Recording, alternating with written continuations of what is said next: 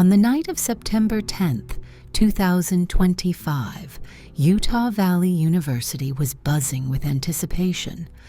Hundreds of students and community members filled the main auditorium, eager to hear a lecture from one of the most recognizable faces in American conservative politics, Charlie Kirk.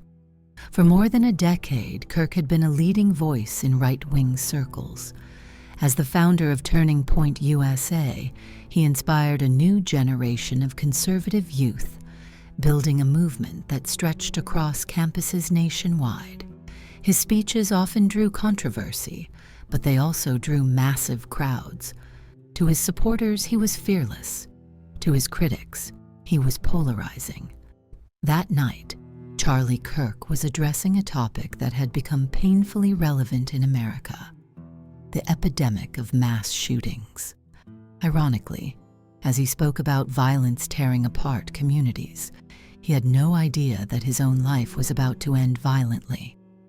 At exactly 8:47 p.m., as Kirk moved across the stage delivering his speech, a loud gunshot echoed through the hall. Screams filled the room as panic erupted. Security personnel rushed to the stage, but it was too late. The bullet had struck Kirk directly in the neck. Chaos followed. Students ducked under chairs, others bolted for the exits. Kirk collapsed as blood stained the stage floor.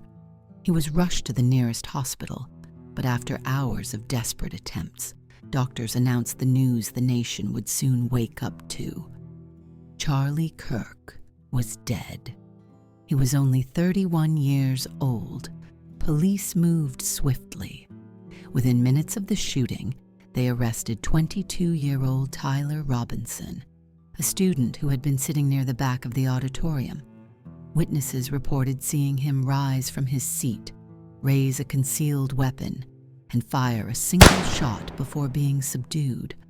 Authorities initially stated Robinson acted alone, but as investigators combed through his social media and encrypted chat groups, darker questions emerged.